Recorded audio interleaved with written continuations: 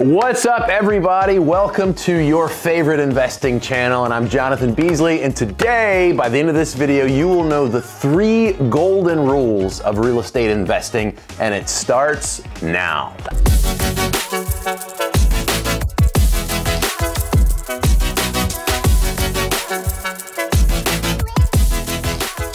What's up, guys? As you know, I'm super passionate about real estate investing because frankly, it's changed my life, it's changed my children's life, and by the time I'm done doing my damage and building this portfolio, it's gonna change our family and build legacy wealth for generations to come. So anytime I can share that, I want to. That's specifically why we're creating this content. So anytime I create something that you might find valuable or applicable to your own real estate journey, would you mind please hitting the subscribe button and the bell notification as well? That way, every time that we make a new video and share new real estate strategies and tips, you will know about it. So let's get into the good stuff. Real estate investing is one of the most effective ways that the average person like you or like I can achieve true wealth in our lifetimes. Banks will loan on it. It typically appreciates over time. Other people pay off your mortgage for you. So many good things about it. But to do it properly, you really need to know how to analyze a deal and crunch the numbers so that you can distinguish what's a bad deal versus what's a good deal. Now, luckily for you and I, a few experienced real estate investors smarter than us have come up with some simple rules of thumb, and if we follow these, they can help us quickly run numbers on a deal and determine if we should take our due diligence a couple of steps further. So if the property passes one or more of these rules of thumb, then you know it's time to maybe take your due diligence to the next step. So the first rule we're going to talk about is the 1% rule. So the 1% rule essentially states that in order for a rental property to have positive cash flow,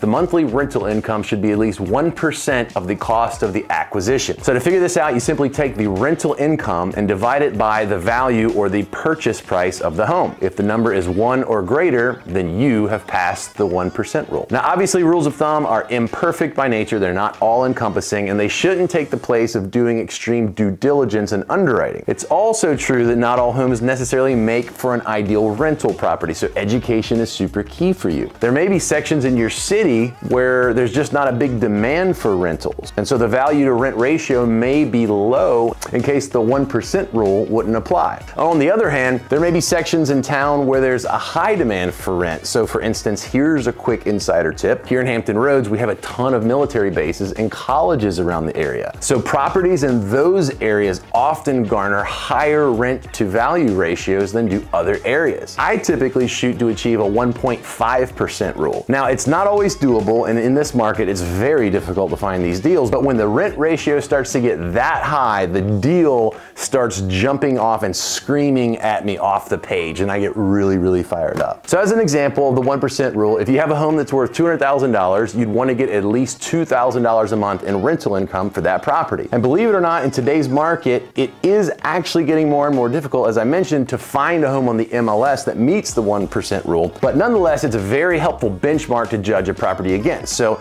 if you're out scouting deals, pull out your calculator to see which ones meet the 1% rule, and then take your due diligence to the next phase because it's at least passed that litmus test. Now on to the golden rule of thumb number 2. This one's called the 40% rule. The 40% rule states that approximately 40% of a rental property's income is going to go straight out the door into operating expenses. So operating expenses are basically all of the property's expenses other than the principal and interest on your mortgage loan. So this includes things like management fees, your real estate taxes, insurance, repair costs, capital expenditures, which sort of encompasses things like long-term investments, improvements like roof, HVAC, new siding, those sorts of things. So with approximately 40% of your income going straight out of your account and into expenses, this essentially means that you really only have about 60% of your monthly rental income to cover your principal and interest payment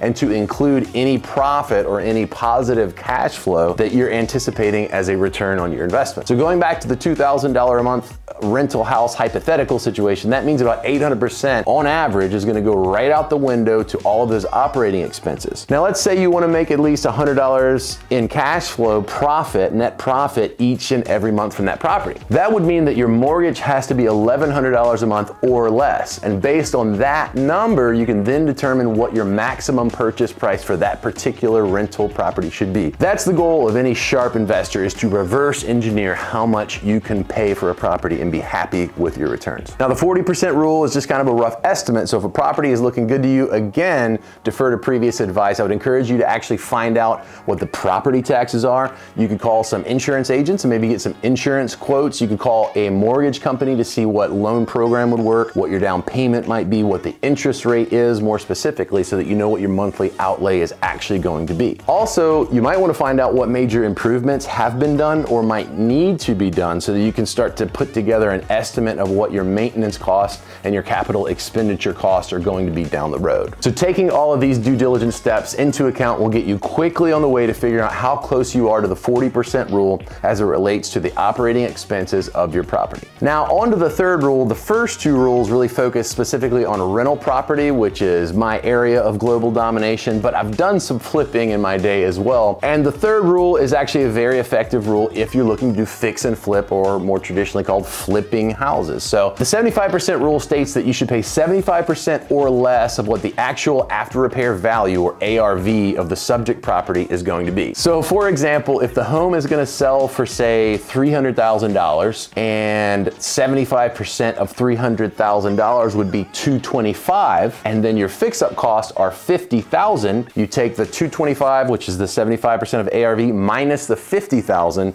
and what you're going to pay for the property is $175,000 or less. There's going to be expenses like closing costs to buy and closing costs to sell, and you're probably going to have to pay buyer's closing costs. There's going to be lender's fees.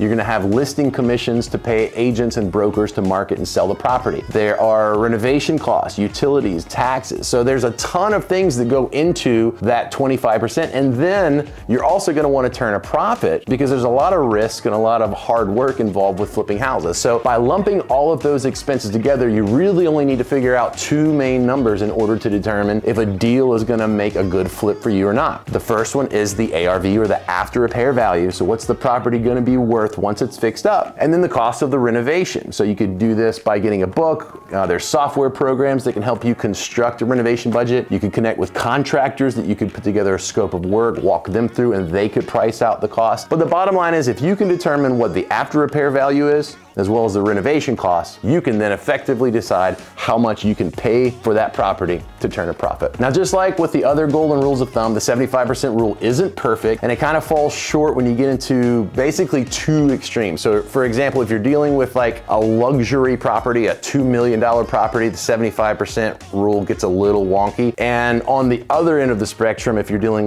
with like a $70,000 or an $80,000, like really low barrier to entry, like first time home buyer house, again, the 75% rule doesn't really work out. The average median sale price of a home in Hampton Roads right now is around $300,000 to $305,000. So if you're anywhere near that $300,000, I mean anywhere from like $250,000 to $600,000, the 75% rule is a pretty reliable indicator and litmus test for you. So if it meets the 75% rule, again, take that as a green light that you should crunch the numbers, take a little bit deeper of a dive into it, and see if all of your holding costs and operating expenses and your desired profit can fit within inside that number. So there you have it. If you ever need more questions or you have deal specific information that you'd like to hit us up for, you can comment below. You can get us on Facebook. You can get us on our website at thatfitteam.com. We absolutely want to encourage you in your real estate investing journey. So please also don't forget to subscribe for more real estate advice, and hit the little bell icon too, so you're notified every time we upload a new video. I'm Jonathan Beasley with That Fit Team. We are professionals in real estate and passionate about people. We'll see you on the next video.